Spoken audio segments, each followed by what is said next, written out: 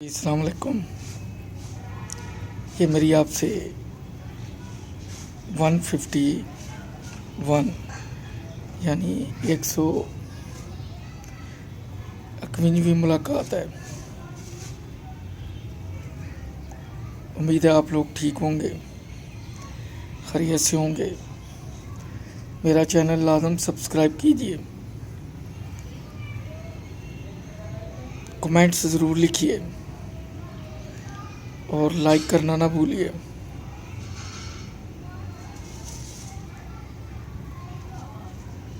سن 2000 میں یورپ گیا، وہیں سے بات شروع کروں گا. وہاں ماشاءاللہ 3 بھائی مقیم تھے. 2 بھائی آج بھی ہالینڈ میں ہیں، تیسرے انگلینڈ میں شفٹ ہو گیا. تو جیسا کہ میں نے بتایا، وہاں یورپ کی سب سے بڑی مارکیٹ زوارت مارکیٹ بیفر-وائک لگتی. وہاں سے تقریباً جتنے بھی ہالینڈ سے قریبی ممالک ہیں، وہاں سے لوگ شاپنگ کے لیے آتے ہیں. ہر چیز وہاں پہ تقریباً اویلیبل ہے. اس کا ایک حال آپ سمجھ لیں کہ ہمارے اگر 10 سینما ہال ہوں تو ان کا ایک حال ہے، اور اس جیسے تقریباً 20-22 ہال ہے، جس میں تقریباً آپ کہہ سکتے ہیں کہ 10 فٹ چوڑا اور 15 فٹ لمبا ایک ٹیبل ہوتا ہے، جسے وہاں کی لینگویج میں کرام بولتے ہیں. اس کے اوپر لوگ چیزیں لگاتے ہیں. صبح لگتی ہیں 5-6 بجے، لوگ وائنڈ اپ کرتے ہیں، ڈبوں میں ڈالتے ہیں. کئی ایک نے اس کے نیچے ہی ریک بنا لیے ہیں، تھوڑا پلائی کا کام کر کے لاک لگا کے چلے جاتے ہیں. ہر چیز، گھڑیاں، گولڈ، موبائل، ٹی وی، ٹیلی فون، تقریباً ہر آئٹم ملتی وہاں. فوڈ کا علیحدہ حال ہے، جہاں پہ آپ کو سوپ وغیرہ، فش فرائی وغیرہ ہر چیز ملتی ہے. انہوں نے ایک نارمل سا اس کا ٹکٹ رکھا ہوا ہے، جو لوگ وہاں پہ اسٹال لگاتے ہیں وہ پیسے جمع کرانے پڑتے ہیں. اس طرح وہ آپ کی جگہ ریزرو رہتی ہے، وہ کسی اور کو نہیں دیتے. تو خالد بھائی ویکنڈ پہ سیچرڈے کو صبح سحری کے ٹائم وہاں سے چلتے بیلجیم سے. کوئی میرا لے 1.5 گھنٹے کا سفر. وہ ذوالفقار بھائی کے پاس آتے پہلے، کیونکہ رستے میں اس کا گھر آتا تھا. وہاں سے کچھ چیزیں وغیرہ لیں جو بھائی ذوالفقار نے پرچیز کی ہوتی تھی. پھر وہ بڑے بھائی جان سرفراز صاحب کے پاس آتے. وہاں پہ ایک روم میں تمام چیزیں رکھی ہوتی تھی، وہ اٹھاتے. اس کے بعد پھر ہم لوگ شاپ پہ جاتے. شاپ پہ فرائیڈے کو میں اور ذوالفقار بھائی جو چیزیں سیچرڈے کو لے کے جانی ہوتی تھیں، موبائل، کیمرہ جو بھی تھے، وہ تقریباً 7-8 کارٹن وہ بن جاتے تھے. 5-6 کارٹن بھائی جان کے یہاں سے ہوتے تھے. اس طرح وہ کافی ہیوی سامان بن جاتا تھا. وہ سارے گاڑی میں رکھتے. ڈاج یا فورڈ ڈبہ تھا ان کے پاس، کافی اسپیشیس تھا. اس طرح بیفر-وائک کا سفر شروع ہوتا.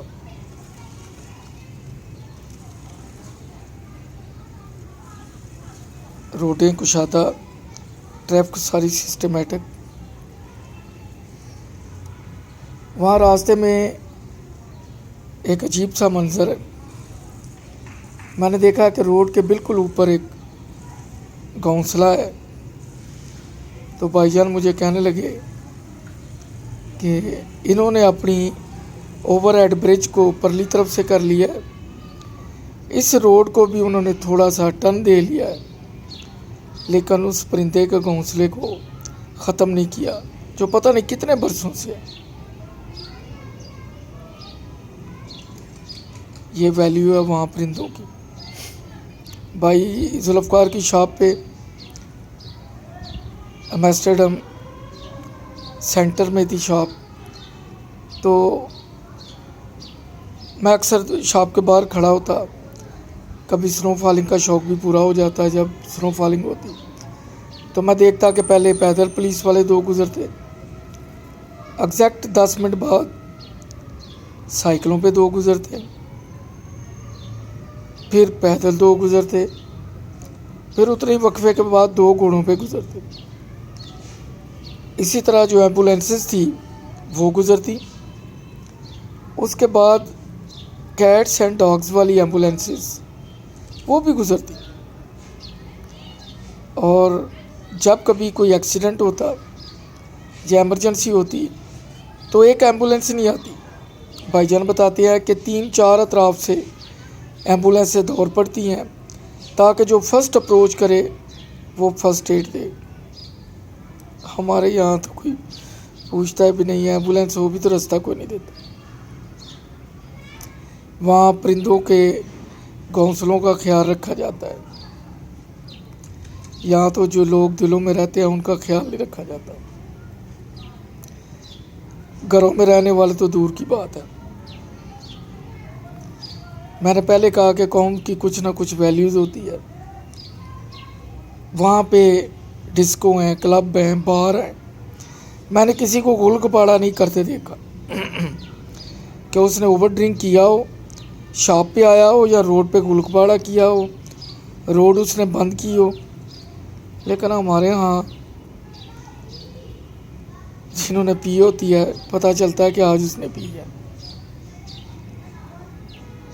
اور کئی ایک ایسے بھی ہیں جنہوں نے نہیں پی ہوتی لیکن وہ دہشت کی علامت ہوتے ہیں، وہ کہتے ہیں جی ہم سے ذرا بچ کے چلنا۔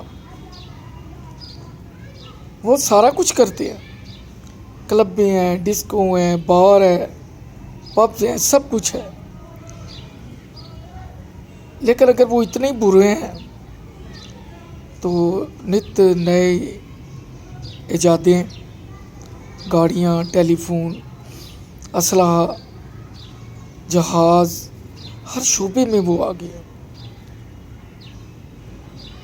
ہمارے تو ادھر جو یوتھ ہے، حالانکہ اتنی پابندیاں ہیں، مذہبی، معاشرتی، معاشی، بچوں کے اوپر کنٹرول بھی ہے، لیکن پھر بھی نہ جانے ہم کیوں پوچھیں۔ پھر ہمارا مذہب بڑا پیارا ہے، ہماری رہنمائی فرماتا ہے، میرا لیے ہماری نیتوں میں کھوٹ ہے، ہم شارٹ کٹ ڈھونڈتے ہیں، ہم سب کچھ جلدی حاصل کرنا چاہتے ہیں۔ جو ہمارے اجداد ہوتے تھے وہ ان کا اللہ توکل، اللہ پہ ایمان بہت ہوتا تھا۔ میرا خیال ہے یہی کمی ہے ہم میں۔ وہ اولاد کی تربیت اس طرح کرتے تھے کہ یہ سلجھے، پڑھے لکھے، کمائے، جائیداد بنائے اور اس کو احساس ہو، وہ نہ ہو کہ ہم مار داڑ کر کے ان کے لیے جائیداد چھوڑ جائیں اور یہ بعد میں عیاشیوں میں مبتلا ہو جائیں۔ کچھ نہ کچھ تو وہ سوچتے تھے جس کی وجہ سے وہ کامیاب لوگ تھے، اور محدود وسائل میں وہ خوش تھے۔ بات گھونسلے سے شروع ہوئی پرندے کے، اسی طرح آگے میٹرو دیکھی تو میٹرو یکسدم اوپر سے آ رہی نیچے چلی گئی زیر زمین۔ تو بھائی جان کہنے لگے کہ یہاں کے رہائشیوں نے کمپلینٹ کی تھی کہ جب یہ اوپر سے گزرتی ہے تو ہماری نیند میں خلل آتا ہے، تو گورنمنٹ نے اس پلان کو چینج کر کے تو انڈر گراؤنڈ کر دیا۔ کمال ہے، ہم جاگتے لوگوں کا خیال نہیں رکھتے، وہ سوئے لوگوں کا خیال رکھتے ہیں۔ اسی طرح ہیدرو ایئرپورٹ پہ میرا رات 12-1 بجے وہ ایئرپورٹ بند ہو جاتا ہے، کیونکہ ارد گرد آبادیاں ہیں اور جہازوں کی گنگرج کی وجہ سے، لینڈنگ ٹیک آف کی وجہ سے وہ کہتے ہیں جی لوگوں کی نیند ڈسٹرب نہ ہو۔ خیر، زوارت مارکیٹ تک، بیفر بائک تک کا سفر تقریباً گھنٹے کا ہے ہی۔ وہاں پہنچ کے پھر جتنے کارٹن ہوتے ہیں ان کو ایک ٹیبل پہ رکھنا ہوتا ہے، نیچے ان کے پہیے لگے ہوتے ہیں، پھر اس ٹیبل کو اندر لے جانا ہے، اس سے سامان اپنے ٹیبل پہ شفٹ کرنا ہے، پھر اس کو ڈسپلے میں لگانا ہے۔ یہ کام ہے۔ چائے والے سٹال قریب ہی ہیں، وہاں کھانا سپلائی کرنے والے بھی، کیٹرنگ والے بھی وہیں پہ ہے۔ واش روم کا بندوبست بڑا زبردست ہے، یعنی آپ کو پرابلم کوئی نہیں۔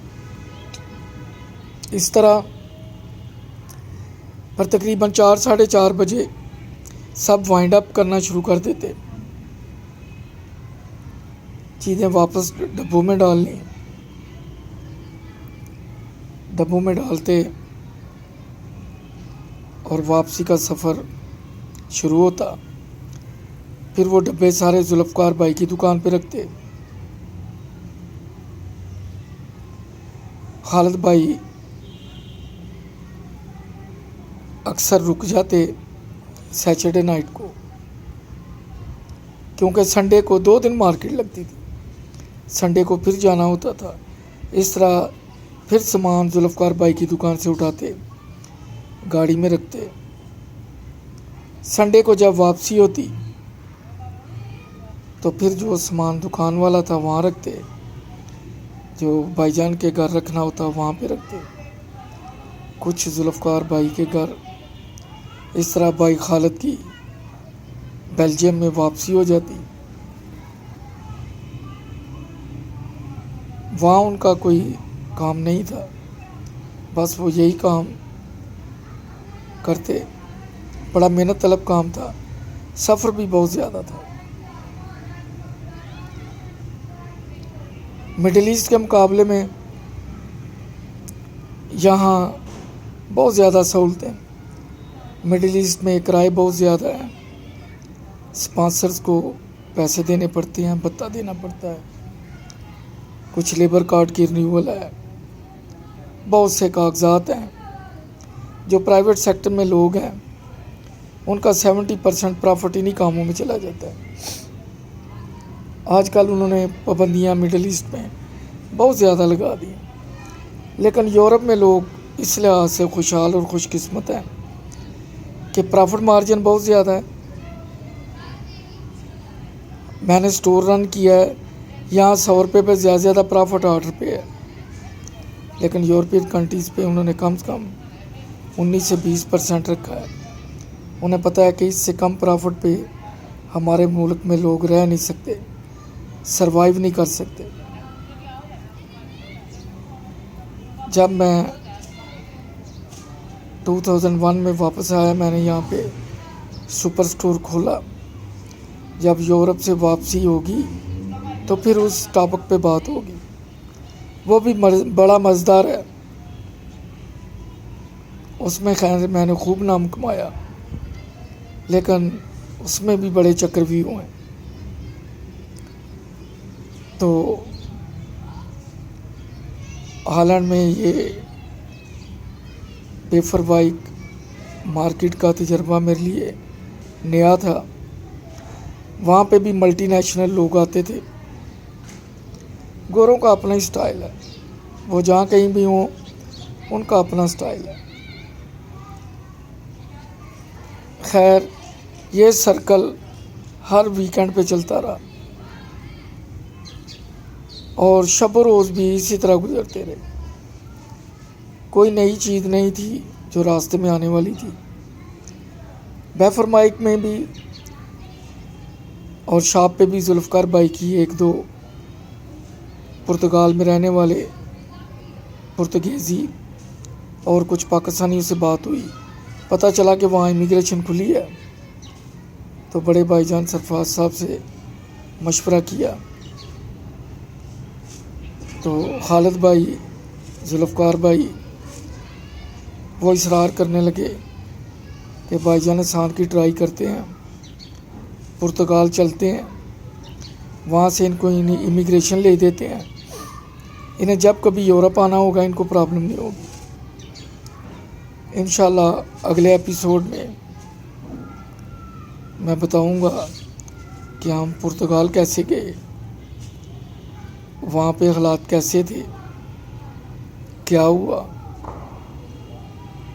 کیوں ہم ناکام آئے، اور پھر دوبارہ گئے تو کیسے کامیاب ہوئے۔ یہ اگلی ایپیسوڈ میں، اپنا خیال رکھیے گا، شکریہ۔